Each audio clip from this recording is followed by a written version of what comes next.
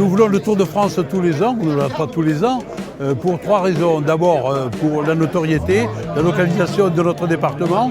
Nous voulons confondre naguère un peu avec l'Ardèche, on est dans les Pyrénées. La deuxième raison, c'est l'impact économique vis-à-vis du tourisme et vis-à-vis du commerce en général.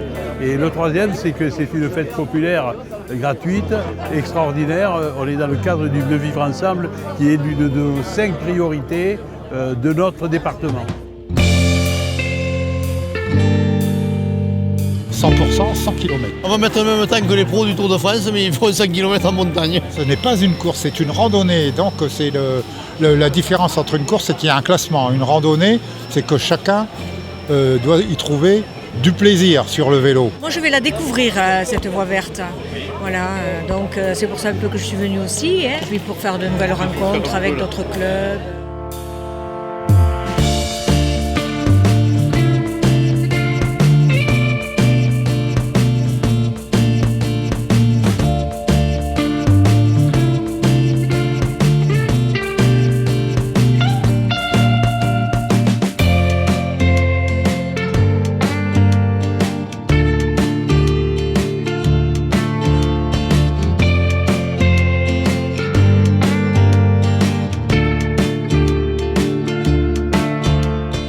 Si nous venons régulièrement en Ariège, c'est parce qu'il y a ici des terrains sportivement probants pour les coureurs du Tour de France, parce qu'il y a des paysages absolument magnifiques et que le décor est évidemment un élément important dans la retransmission du Tour de France. Et puis on trouve aussi la volonté et une fierté de mettre en avant le territoire, de mettre en avant le département, le territoire, les terroirs, et ça se sent notamment aujourd'hui puisqu'il y a quelques ravitaillements de produits régionaux, de produits ariégeois, etc., qui vont très bien dans le paysage.